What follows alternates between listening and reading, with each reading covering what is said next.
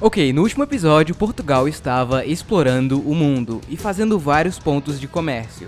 Eles foram um dos primeiros europeus a terem contato com os japoneses. Inclusive foram eles que fundaram a famosa cidade de Nagasaki. Eles deram armas para que os japoneses pudessem se matar com mais eficiência e também tentaram espalhar o cristianismo por lá, mas no fim não deu muito certo. Os pontos de comércio na Índia também eram muito importantes, por causa das especiarias. E no Brasil, Portugal estava fazendo muito dinheiro com as canas de açúcar. Outro país que também estava bem rico era a Espanha, que já estava dominando boa parte da América, encontrando muitos minérios como prata e ouro. Com isso, a Espanha começou a ter vários inimigos na Europa. Com sorte, Portugal, mesmo rico, não tinha tantos inimigos. O Império Português estava no seu auge e o futuro parecia ainda melhor. O que poderia dar errado? Em 1578, o então rei de Portugal, Dom Sebastião, resolveu ir para a África, mais especificamente Marrocos, para lutar pessoalmente uma batalha muito importante, pois Portugal era muito forte, iria ser ainda mais forte, e o seu rei lutava na guerra também e ele morreu. Na verdade, ele sumiu. Bom, ele não tinha filhos. A coroa tecnicamente deveria passar para o mais próximo, que seria o seu tio, que já estava velho e morreu 2 anos depois. Daí houve uma disputa de influências para ver quem seria o próximo rei. E quem ganhou foi Felipe I, também conhecido como o Rei da Espanha. Então vocês já sabem onde isso vai dar. Portugal agora faz parte da Espanha, na chamada União Ibérica. Assim, Portugal ainda continuava um reino separado, mas era governado pelo mesmo rei, então tecnicamente falando, eles eram o mesmo país. Bom, de início os portugueses em geral não ligaram muito. Inclusive, alguns nobres portugueses até ajudaram Felipe a chegar ao poder, pois para eles, a união desses dois reinos poderosos seria ótima para os dois. Mal sabiam eles o que iria acontecer.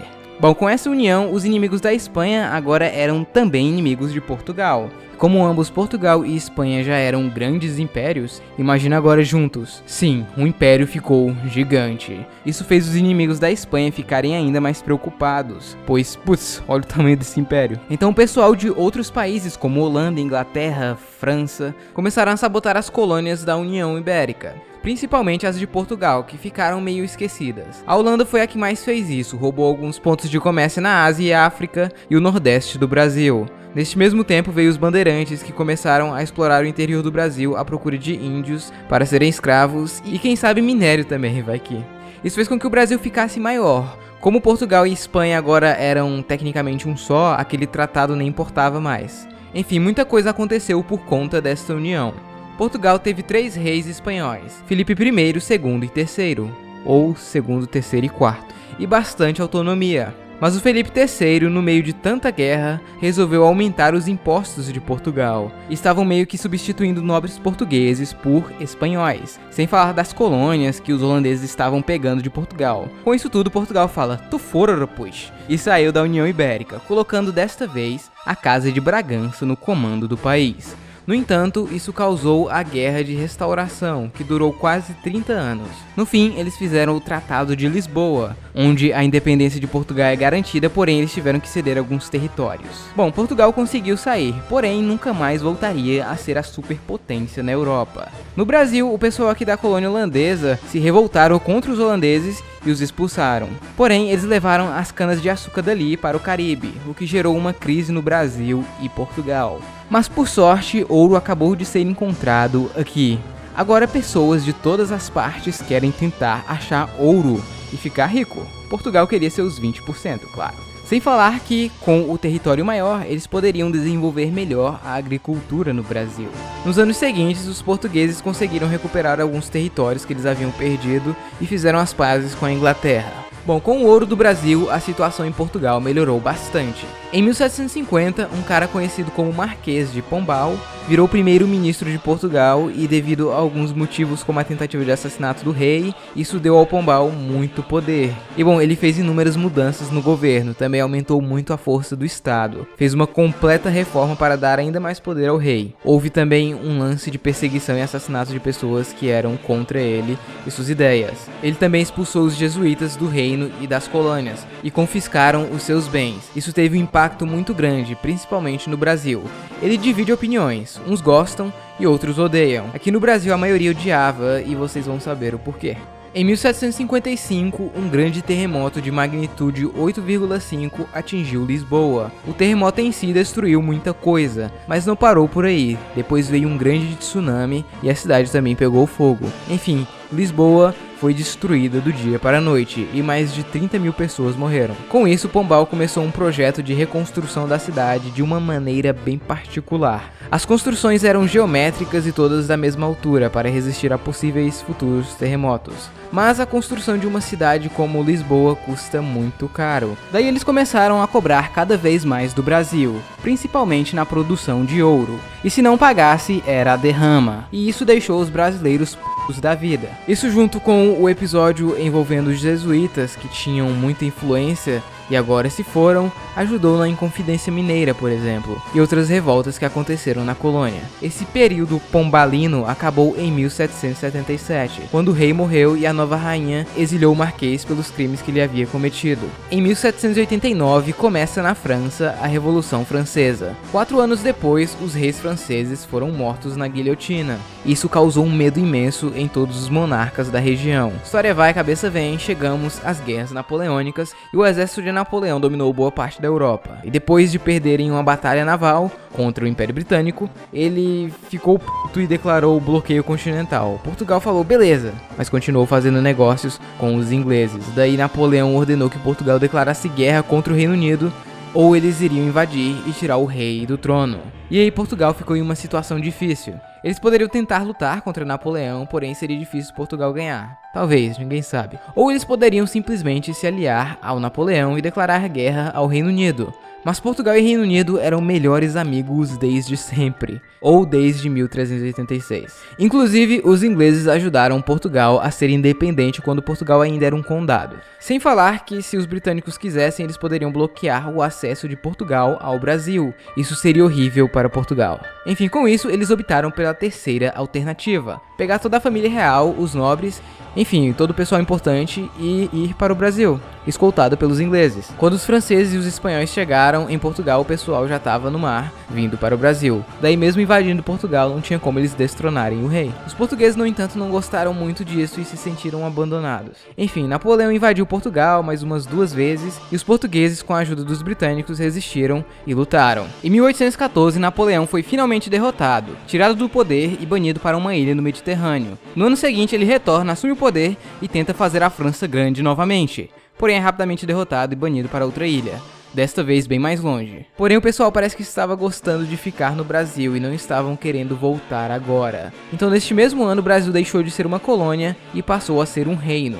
E esse reino era unido com o de Portugal, criando o Reino Unido de Portugal, Brasil e Algarves, com a capital no Rio de Janeiro. Os tugas não curtiram muito isso e exigiram a volta do rei, até porque Portugal estava sendo administrado pelos ingleses. Sem falar que em 1820 aconteceu a Revolução Liberal do Porto. Daí o rei Dom João VI voltou para Portugal e deixou seu filho no Brasil como regente. Enfim, no fim disso tudo, Portugal virou uma monarquia constitucional e criaram uma constituição, obviamente.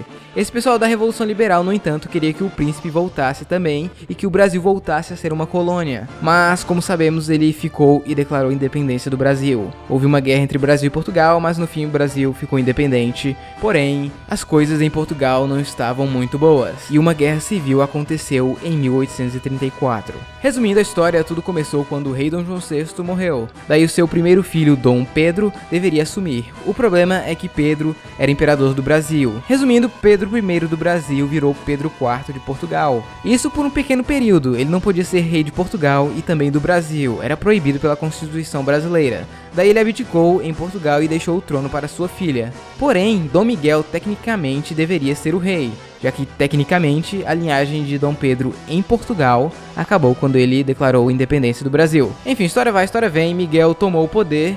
E daí Pedro abdicou no Brasil, fez uma aliança com a Inglaterra, França e alguns belgas. E assim aconteceu a Guerra Civil entre os liberais, que defendiam uma monarquia constitucional, e os miguelistas, que defendiam uma monarquia tradicional. E Miguel, obviamente. No fim, os liberais ganharam e a filha de Dom Pedro ficou com o trono. A partir daí, Portugal teve mais alguns reis, mas nada de tão grandioso aconteceu. Vale ressaltar Dom Luís I, que era bastante popular, e o país até que cresceu bastante nesta época. Quando Portugal perdeu o Brasil, eles começaram a adentrar cada vez mais no território africano, pois eles sempre ficavam mais na costa. Em 1884, os europeus decidiram dividir a África entre eles, até porque não? E Portugal tinha um sonho de conectar Angola e Moçambique. Eles tinham até um mapinha. Porém, o Reino Unido surgiu do nada e falou que os territórios entre Angola e Moçambique era dele. Portugal fala não, Reino Unido fala sim e manda um ultimato para Portugal, falando para eles tirar qualquer soldado português do centro da África. E Portugal falou, beleza. Os portugueses ficaram muito p***s com essa decisão e os movimentos republicanos começaram a usar isto e outras coisas como pólvora para suas ideias. Esses anos entre o final do século XIX e o início do século XX foram complicados em Portugal. Muitas instabilidades políticas, disputas de influência, enquanto isso o país estava ficando para trás em relação aos outros países europeus e o suporte aos republicanos só subiu. Em 1908, o então rei de Portugal, Dom Carlos I, foi assassinado junto com seu filho herdeiro. Isso desestabilizou ainda mais o governo, deixando Dom Manuel II, também conhecido como último rei de Portugal, no comando. Porém, ele não pôde fazer muita coisa. E 2 anos depois, a República Portuguesa foi proclamada. Durante a Primeira Guerra Mundial, Portugal lutou contra a Alemanha na África e em 1916 a Alemanha declarou guerra a Portugal. Eles mandaram soldados para as trincheiras que lutaram junto com os britânicos. Durante uma parte da guerra, os soldados portugueses foram abandonados pelo seu governo, pois um golpe de estado havia acontecido, colocando no poder um cara pró-Alemanha. Mas ele foi assassinado alguns meses depois e tudo voltou ao normal. Pelo menos na guerra. Bom, essa primeira república portuguesa, como vocês viram, foi uma confusão. Teve 44 governos diferentes, 7 parlamentos e 8 presidentes neste curto período de tempo. Portugal estava instável e com graves problemas. Houve tentativas de golpe de estado, mini-guerras civis e revoluções, o exército se sentiu abandonado por causa da Primeira Guerra, o desemprego aumentou e as pessoas ficaram bem pobres. Enfim, foi uma completa bagunça, até que em 1926, devido a tudo isso e também à ameaça bolchevique na Rússia, houve um golpe de estado em Portugal que instaurou uma ditadura militar, que durou até 1933, onde surge o Estado Novo, tendo como seu líder Antônio de Oliveira Salazar, o ditador português. Assim, algumas pessoas não gostam que chame ele de ditador, mas ele ficou no poder por mais de 35 anos, então... Bom, o governo de Salazar divide opiniões. Algumas pessoas sumiram, algumas liberdades pessoais foram extintas pelo bem do Estado. Tudo pela nação, nada contra a nação. Sem falar da guerra do ultramar, por isso muitas pessoas o odeiam. Porém, ele deu estabilidade para Portugal, que como vocês viram, estava em uma situação bem difícil desde o início do século. Então, em seu governo, o país melhorou bastante em algumas coisas. Por outro lado, ele não permitiu muitos investimentos estrangeiros no país, o que não foi muito bom a longo prazo. Durante a Segunda Guerra Mundial, Portugal se manteve neutro, e isso foi ótimo para o país. Porém, o Japão invadiu Timor-Leste, que era de Portugal. Portugal em si não quis entrar em guerra por isso, mas os portugueses que estavam lá lutaram contra os japoneses. Após o fim da guerra veio a ONU e a autodeterminação dos povos. Isso fez vários impérios perderem suas colônias, principalmente na África. E Portugal não gostou muito disso e não quis deixar suas colônias irem, pois para eles essas colônias não eram colônias, e sim províncias portuguesas ultramarinas. Ou seja, era Portugal, então esse direito de autodeterminação não valia para eles, já que eles estavam em sua nação. Ou pelo menos é assim que o governo português via a situação. Quando a Índia teve sua independência do Império Britânico, ela invadiu as cidades que os portugueses tinham lá, pois eles não queriam dar de volta de jeito nenhum. Na África, os Estados Unidos e a União Soviética começaram a financiar grupos que lutavam pela independência nas colônias portuguesas, fornecendo armas e tudo mais. Isso gerou a Guerra do Ultramar, também conhecida como o Vietnã português. Portugal foi obrigado a lutar nas 3 colônias africanas contra este pessoal dos movimentos de independência que estavam bem armados pelas 2 potências da Guerra Fria. Essa guerra foi um desastre, houve várias atrocidades. Portugal não queria perder suas colônias e elas queriam independência. E a guerra seguiu por 14 anos. Em 1968, Salazar estava muito doente e teve que se afastar do governo. Daí veio Marcelo Caetano.